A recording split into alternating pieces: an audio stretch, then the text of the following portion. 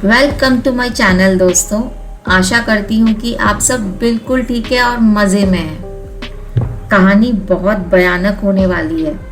I hope आप डर के बीच में ही चोट नहीं देंगे। कहानी में आगे बढ़ने से पहले प्लीज़ सब्सक्राइब कीजिए एंड बेल आइकन दबाइए ताकि आपको मेरे नए वीडियो के नोटिफिकेशन सबसे पहले आप तक पहुँचे। चलिए कहानी शुरू करते हैं। एक खुशहाल शादीशुदा जोड़े को हनीमून ट्रिप का तोहफा दिया जाता है। वो खुशी खुशी हनीमून डेस्टिनेशन की यात्रा शुरू करते हैं। वे समय पर होटल पहुंच जाते हैं। समय सुबह का कुछ 2 बज चुके थे। वो रिसेप्शनिस्ट से अपने कमरे की चाबियां लेते हैं। वो कमरे में एंट्री भी करते हैं और सुंदर सजाए गए कमरे को देखकर सरप्राइज हो जाते हैं क्योंकि उन्होंने कमरे की सजावट के लिए रिक्वेस्ट नहीं किया था। उनको लगा कि ये होटल से कॉम्प्लीमेंट्री है। रिया फ्रेश होने के लिए वॉशरूम जाती है। राहुल रिसेप्शन पर एक कप कॉफी ऑर्डर करता है। 15 मिनट के बाद वह वॉशरूम का दरवाजा खटखटाता है क्योंकि रिया बाहर आई नहीं थी। फिर बिजली चली जाती है। तभी किसी ने कमरे का दरवाजा खटखटाया। राहुल यह सोचकर दरवाजा खोलता है कि कोई हाउसकीपिंग वाला है। वह दरवाजा खोलता है लेकिन इतना अंधेरा था कि उसे कुछ दिखाई नहीं देता। किसी ने उसे एक ट्रे दी और ये ले लिया। राहुल ने सोचा कि ये ट्रे इतनी भारी क्यों है, ये तो सिर्फ एक कप कॉफी है। राहुल फिर से वॉशरूम का दरवाजा खटखटाता है और रिया से कहता है कि वह नीचे जाकर देखेगा कि बिजली का क्या प्रॉब्लम है। रिया कोई जवाब नहीं देती। राहुल जैसे ही कमरे से बाहर जाता है, बिजली वापस आ जाती है। रिया भी वॉशरूम से बाहर आती है और पागलों की तरह चिल्लाने लगती है।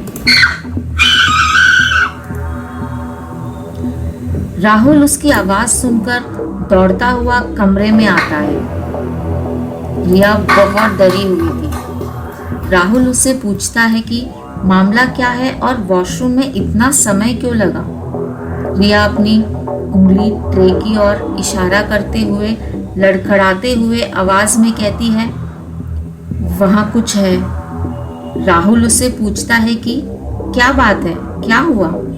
रिया ने कहा कि ट्रे पर एक डरावना सिर है। राहुल ने ट्रे की तरफ देखा और कहा, रिया कुछ नहीं है, बस एक कॉफी का कप है। रिया फिर से ट्रे की ओर देखती है और हैरान हो जाती है क्योंकि वहां कोई डरावना सिर नहीं था और सिर्फ एक कॉफी का कप था। रिया उसे विश्वास दिलाने की कोशिश करती है कि उसने सच में ही एक डरावना सिर देखा था। राहुल उसे समझाता है कि यह उसका भ्रम है और कुछ नहीं। रिया बहुत डरी हुई थी और वो कहती है, चलो दूसरे होटल में चलते हैं, यहाँ मैं बिल्कुल कंफर्टेबल नहीं हूँ। राहुल उसे समझाने की कोशिश करता है कि चिंता की कोई बात नहीं है। रिया बेबस हो जाती है। राहुल का मोबाइल फोन नीचे गिर जाता है। राहुल अपना मोबाइल फोन लेने के लिए नीचे झुकता है। तब उसके साथ कुछ ऐसा हुआ जिससे वो डर जाता है और चिल्लाने लगता है। रिया डर जाती है और राहुल की ओर दौड़ते हुए आती है और पूछती है, क्या हुआ राहुल, क्यों चिल्लाया। राहुल धीरे धीरे उसके पैर की उंगलियों को देखता है और हैरान हो जाता है। राहुल डरावनी आवाज में कहता है, अभी अभी मैंने देखा कि तुम्हारे पैर की उंगलियां मुड़ी हुई थी। रिया चिल्लाकर पूछती है, क्या। राहुल को बुरी तरीके से पसीना छूट रहा था। राहुल कहता है, चलो अभी इस होटल से बाहर निकलते हैं। कोई फिर से दरवाजा खटखटाता है।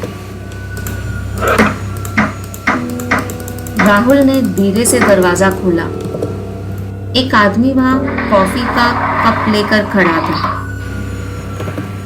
राहुल ने कहा, हमें हमारी कॉफी पहले ही मिल गई। उस आदमी ने जवाब दिया, नहीं सर, हमने पहले कोई कॉफी नहीं पहुंचाई। सॉरी, हमें देर हो गई। राहुल उस आदमी से कहता है, वहां पर कॉफी का कप रखा है, देखो। वो आदमी अंदर देखता है, लेकिन कॉफी का कप नहीं था। राहुल उस आदमी पर चिल्लाता है, कॉफी का कप यहीं रखा था और वो कैसे गायब हो सकता है? बताओ यहाँ क्या हो रहा है? वो आदमी कहता है, सर आपको आराम की ज़रूरत है, गुड नाइट। राहुल ने दरवाज़ा बंद कर दिया और गहराई से सोचने लगा कि यहाँ क्या चल रहा है। रिया सूटकेस पैक करती है और बाहर जाने के लिए तैयार हो जाती है। वो कहती है, राहुल चलो अभी हम यहाँ से चलते हैं। राहुल और रिया होटल से बाहर जाते हैं और जैसे ही वो कार में बैठते हैं, उन्हें रिसेप्शनिस्ट से फोन आता है। रिसेप्शनिस्ट कहती है, सर आपको वापस आना होगा क्योंकि आपकी वाइफ वॉशरूम में कुछ कपड़े भूल गई। राहुल कहता है, कोई बात नहीं, किसी को दे दो या फेंक दो। वो डरावनी आवाज में जवाब देती है, तुम्हें वापस आना होगा। राहुल कहता है, क्या तुम पागल हो? और वो फोन काट देता है। राहुल कार स्टार्ट करता है, लेकिन अचानक रिया राहुल को कार रोकने के लिए कहती है। वो कहती है कि वॉशरूम में अपनी गोल्ड ईयररिंग्स भूल गई और वो उसे खोना नहीं चाहती। राहुल कहता है, उस कमरे में कुछ गड़बड़ है, इसलिए गोल्ड ईयररिंग्स को भूल जाओ, हम नया खरीद लेंगे। वो मना कर देती है और उन ईयररिंग्स को वापस लेना चाहती है। वो कार से बाहर निकलती है और अपने होटल के कमरे की ओर दौड़ती है। राहुल कहता है, जल्दी आना, मैं तुम्हारा इंतजार करूंगा यहाँ। 20 मिनट हो गए, लेकिन रिया होटल से वापस नहीं आई। राहुल उसे खोजने के लिए वापस होटल जाता है। होटल का कमरा खुला था और बिजली टिमटिमा रही थी। राहुल घबरा जाता है।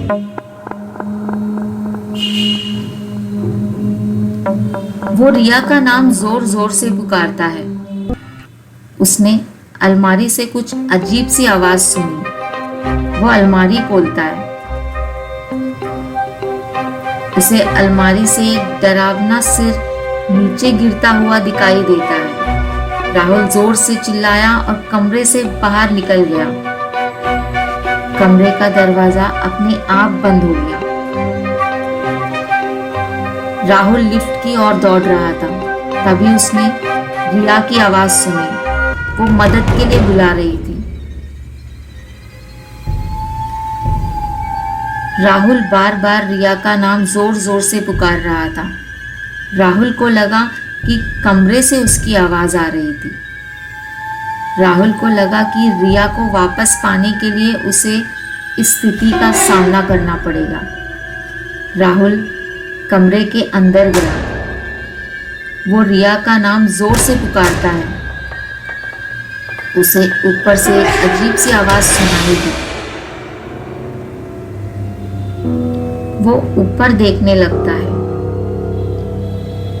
फिर वो पागलों की तरह घबरा गया क्योंकि ऊपर किसी को दीवार से लटकते हुए देखा।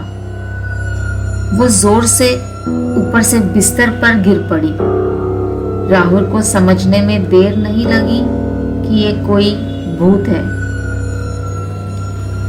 वो भूत धीरे धीरे बिस्तर से उठती है और अपना चेहरा दिखाती है। राहुल कमरे से बाहर भागने की कोशिश करता है। कमरे का दरवाजा अपने आप बंद हो जाता है और दूसरी तरफ से रिया की आवाज जो मदद के लिए चिल्ला रही थी। राहुल उस भूत से पूछता है, तुम कौन हो? रिया कहाँ है? भूत कहती है, अगर तुम मेरी मदद करोगे तो तुम्हें रिया मिल जाएगी, वो सुरक्षित है। मुझे क्या करना होगा? राहुल पूछता है। वो भूत एक व्यक्ति की तस्वीर दिखाती है और उसे उसकी हत्या करने के लिए कहती है, और वो ये भी कहती है कि इस आदमी ने मुझे हमारे हनीमून की रात को इसी कमरे में मुझे जान से मार डाला। मैं उसे नहीं बख्शूंगी, उसे जान से मार दूंगी। ये मैं नहीं कर सकता, प्लीज मुझे छोड़ दो। राहुल गिड़गिड़ाता है। भूत कहती है, ठीक है, अगर तुम उसे मारना नहीं चाहते कोई बात नहीं, लेकिन तुमको दूसरा काम करना होगा। राहुल पूछता है, मुझे क्या करना होगा? तुम्हें मुझे अपना शरीर देना होगा ताकि मैं उसका खून कर सकूं। राहुल ने ऐसा भी करने से इनकार कर दिया।